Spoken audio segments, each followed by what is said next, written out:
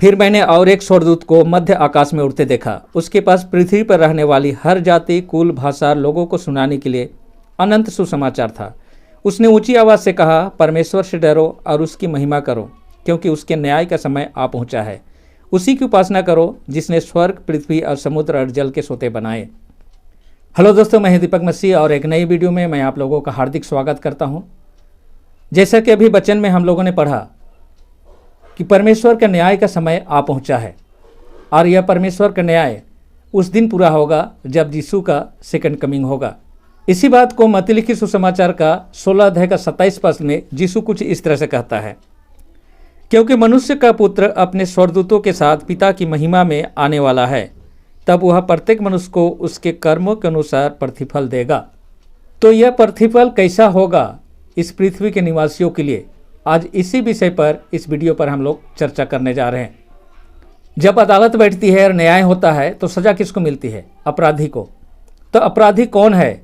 इस बात को हम यशायाह की पुस्तक 24 अध्याय में पाते हैं। जैसा कि 5 पद में लिखा है, पृथ्वी अपने निवासियों के कारण दूषित हो गई है, क्योंकि उन्होंने व्यवस्था का उल्लंघन किया, विधियों को भंग किया तथा सनातन वाचा को तोड़ दिया है। यशायाह 2 अध्याय का 17 से 21 पद में परमेश्वर कहता है, मनुष्य का गर्भ चूर किया जाएगा तथा मनुष्यों का घमंड तोड़ दिया जाएगा, और उस दिन यहोवा ही महिमान्वित होगा। मूर्तियाँ पूर्णतः मिट जाएगी। जब यहोवा पृथ्वी को कंपित करने के लिए उठेगा तो उसके प्रकोप तथा उसकी प्रभुता के तेज के कारण मनुष्य चट्टानों के गुफाओं तथा भूमि की खोहों में जा घुसेंगे। उस दिन लोग अपनी सोने चांदी की मूर्तियों को, जिन्हें उन्होंने दंडवत करने के लिए बनाया था, छुछुंदरों और चमगादड़ों के आगे फेंकेंगे। जब यहोवा पृथ्वी को कंपित करने के लिए उठेगा तब उसके प्रकोप तथा उसकी प्रभुता के तेज के कारण लोग चट्टानों की गुफाओं तथा पत्थरों की दरारों में जा घुसेंगे। तो परमेश्वर का जजमेंट के बाद जो पनिशमेंट आने वाला है इस पृथ्वी के निवासियों के लिए, वो बहुत ही भयानक और बहुत ही खौफनाक होने जा रहा है दोस्तों। क्योंकि परमेश्वर सपन्याह की पुस्तक 1 अध्याय का 2 और 3 पद में कहता है, यहोवा की यह वाणी है, मैं पृथ्वी पर से सर्वस्त्र मिटा डालूंगा, मैं मनुष्य और पशु को मिटा दूंगा, मैं आकाश के पंछियों को और समुद्र के मछलियों को मिटा दूंगा, और रखी गई ठोकरों सहित दुष्ट को, और मैं मनुष्य को धरती पर से नष्ट कर दूंगा। यहोवा की यही वाणी है। और यशायाह 24 का 3 पद में परमेश्वर कहता है, पृथ्वी पूर्णतः सुनी और पूर्णतः उजाड़ हो जाएगी, क्योंकि यहोवा की यही वाणी है। तो दोस्तों, इस पृथ्वी के निवासियों के लिए जो पनिशमेंट परमेश्वर ने ठहराया है वो बहुत ही भयानक होने जा रहा है। और बाइबल के अनुसार अभी स्वर्गीय अदालत में केस चल रहा है। अभी अदालत खुली हुई है और सबका फाइल ओपन किया गया है। जब स्वर्गीय अदालत का विचार कंप्लीट हो जाएगा तो वही वह समय है दोस्तों जब इस पृथ्वी पर यीशु आएगा। और यीशु के आने पर इस पृथ्वी पर क्या क्या घटने वाला है, चलिए हम लोग वचन से एक एक करके देखते हैं। यीशु खुद उस समय के बारे में और उस घटना के बारे में अपने शिष्यों को पहले से बताया। जैसा कि मत्ती लिखित सुसमाचार 24 अध्याय के 29 और 30 पद में लिखा है, उन दिनों के कलेश के तुरंत पश्चात सूर्य अंधकारमय हो जाएगा तथा चंद्रमा अपना प्रकाश न देगा, और आकाश से तारागण गिरेंगे तथा आकाश की शक्तियाँ हिलाई जाएगी। तब मनुष्य के पुत्र का चिन्ह आकाश में दिखाई देगा, और पृथ्वी की सब जातियाँ विलाप करेगी, और लोग मनुष्य के पुत्र को सामर्थ तथा बड़े वैभव सहित आकाश के बादलों पर आते हुए देखेंगे। और जब यीशु अपने स्वर्गीय सेना के साथ इस पृथ्वी पर पहुंचेगा, उस समय इस पृथ्वी पर भगदड़ मचेगी। जैसा कि प्रकाशित वाक्य की पुस्तक 6 अध्याय का 14 से 17 पद में लिखा गया है, आकाश फटकर ऐसे हट गया जैसे चर्म पत्र लिपट जाता है, और प्रत्येक पर्वत तथा द्वीप अपने स्थान से हट गया। तब पृथ्वी के राजा, प्रधान, सेनापति, धनवान, सामर्थी, प्रत्येक दास और प्रत्येक स्वतंत्र व्यक्ति पहाड़ों की गुफाओं और चट्टानों में जा छिपे, और पर्वतों तथा चट्टानों से कहने लगे, हम पर गिर पड़ो, हमें उसकी दृष्टि से जो सिंहासन पर बैठा है तथा मेमने के प्रकोप से छिपा लो, क्योंकि उसके प्रकोप का भयानक दिन आ गया है, और कौन है जो उसका सामना कर सकता है।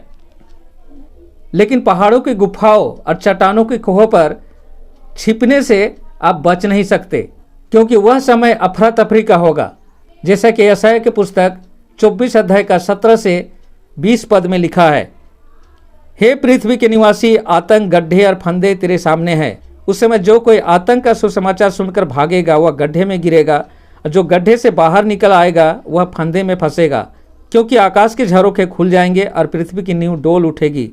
पृथ्वी फटकर टुकड़े टुकड़े हो जाएगी, पृथ्वी विखंडित हो जाएगी, पृथ्वी अत्यंत काँप उठेगी, पृथ्वी मतवाले के समान लड़खड़ाएगी, वह झोपड़ी के समान डगमगाएगी, क्योंकि उस पर उसके अपराधों का भारी बोझ होगा। वह गिरेगी और फिर कभी ना उठेगी। दोस्तों, वह समय इस पृथ्वी का विनाश का समय होगा। इस पृथ्वी पर आज तक का सबसे बड़ा महाभूकंप आने वाला है और उस भूकंप में पूरी पृथ्वी उलट पलट हो जाएगी, जैसा कि प्रकाशित वाक्य पुस्तक 16 अध्याय का 17 से 21 पद में लिखा हुआ है। सातवें स्वर्गदूत ने अपना कटोरा वायु पर उड़ेल दिया और मंदिर के सिंहासन से एक बड़ा शब्द हो चुका। तब बिजली चमकी और आवाज और गर्जन हुआ तथा एक ऐसा बड़ा भूकंप आया जैसा पृथ्वी पर मनुष्य की उत्पत्ति से लेकर अब तक कभी नहीं आया था। वह भूकंप इतना बड़ा और शक्तिशाली था, इससे महानगरी के 3 टुकड़े हो गए और राज्य के नगर धराशायी हो गए। सब द्वीप टल गए तथा पर्वतों का पता तक न चला। मन भर वजन के ओले आकाश से मनुष्य पर पड़ने लगे। तो दोस्तों, इस महाभूकंप से कौन है जो बच सकता है? इस भूकंप में पूरी पृथ्वी उलट पलट हो जाएगी और जितने भी दुष्ट इस पृथ्वी पर है सब के सब मारे जाएंगे, जैसा कि यिर्मयाह की पुस्तक 25 अध्याय का 33 पद में लिखा हुआ है। उस दिन यहोवा द्वारा मारे जाएंगे वे पृथ्वी के एक छोर से दूसरे छोर तक पड़े होंगे। उनके लिए ना तो विलाप किया जाएगा, ना वे एकत्र कर दफनाए जाएंगे, वे कूड़े के समान भूमि पर पड़े रहेंगे। और इस तरह से परमेश्वर का वचन पूरा होगा और यह पृथ्वी पूरी तरह से सुनसान हो जाएगी, जैसा कि यिर्मयाह 4 अध्याय का 23 से 26 में यिर्मयाह ने बताया। मैंने पृथ्वी को देखा और देखो वह बेडोल और सुनसान थी, फिर आकाश को और उसमें ज्योति न थी। मैंने पर्वतों को देखा, वे काँप रहे थे और समस्त पहाड़ियों को वे डोल रही थी। फिर मैंने देखा कि कोई मनुष्य नहीं है और आकाश के सब पंछी उड़ गए हैं। फिर मैंने क्या देखा कि यहोवा के सामने उसके प्रचंड क्रोध से उपजाऊ देश जंगल बन गए हैं और उसके संपूर्ण नगर ढा दिए गए हैं। इसका मतलब यही हुआ दोस्तों कि यीशु के सेकंड कमिंग में यह पृथ्वी पूरी तरह से सुनसान होने वाली है। इस घटना के बाद शैतान और उसके दूतों को बंदी किया जाएगा। यह पृथ्वी ही उसके लिए जेल खाना बनेगा, जैसा कि प्रकाशित वाक्य पुस्तक 20 अध्याय का 1 से 3 पद में लिखा हुआ है। तब मैंने एक स्वर्गदूत को स्वर्ग से उतरते देखा, जिसके हाथ में अथाह कुंड की कुंजी और एक बड़ी जंजीर थी। उसने उस अजगर, उस पुराने सांप को जो इब्लिस और शैतान है, पकड़ा और 1000 वर्ष के लिए बांध दिया और उसे अथाह कुंड में डालकर बंद कर दिया तथा उस पर मुहर लगा दी कि जब तक 1000 वर्ष पूरे न हो जाए वह जातियों को धोखा न दे। इन बातों के पश्चात उसे थोड़े समय के लिए छोड़ा जाना आवश्यक है। और इसके आगे 20 का 5 पद में लिखा है, वे मृतक जो बाकी रह गए थे 1000 वर्ष पूर्ण होने तक जीवित ना हुए। तो इसका मतलब हुआ दोस्तों कि ये पृथ्वी 1000 साल के लिए पूरी तरह से सुनसान होने वाली है और यही पृथ्वी शैतान और उनके दूतों के लिए जेल खाना बनना है। तो चलिए इन वचनों को क्रम से सजाकर घटना को हम लोग फिर से एक बार रिकैप करते हैं। तो परमेश्वर इस पृथ्वी का न्याय करने वाला है, उसका अदालत अभी स्वर्ग में खुला हुआ है। सभी व्यक्ति का फाइल वहाँ पर ओपन है और जब ये जजमेंट कंप्लीट हो जाएगा तो सजा सुनाया जाएगा। और वह समय है दोस्तों जब यीशु अपने स्वर्गदूतों के साथ सेकेंड टाइम इस पृथ्वी पर आएगा और जब वह इस पृथ्वी पर पहुंचेगा तो उसके प्रताप और उसके सामर्थ्य से एक पृथ्वी पूरी तरह से डोल उठेगी, पृथ्वी उलट पलट हो जाएगी।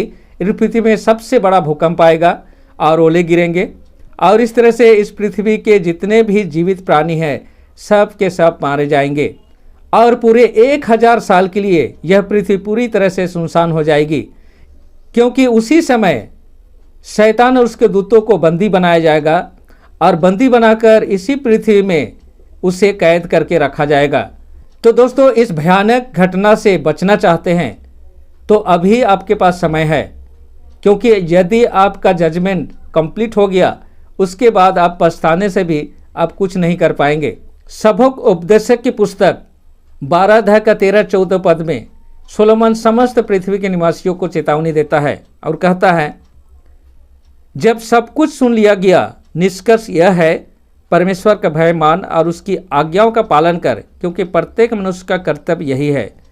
क्योंकि परमेश्वर प्रत्येक काम और प्रत्येक गुप्त बात का, चाहे वह भली हो या बुरी, न्याय करने वाला है। तो दोस्तों, प्रत्येक मसीह भाई बहनों का यह कर्तव्य बनता है कि परमेश्वर का जो न्याय है उसके बारे में जो लोग नहीं जानते हैं उनको बताएं, क्योंकि यदि हम उन्हें इन घटनाओं के बारे में सावधान न करें तो परमेश्वर कहता है कि मैं उनका खून का हिसाब मैं तुमसे लूँगा। तो मैं आप सबों को आह्वान करता हूँ कि चलिए हम लोग सब मिलकर परमेश्वर की बातों को जो लोग अंधेरे में हैं उनको बताएं और इस तरह से परमेश्वर के काम को पूरा करें।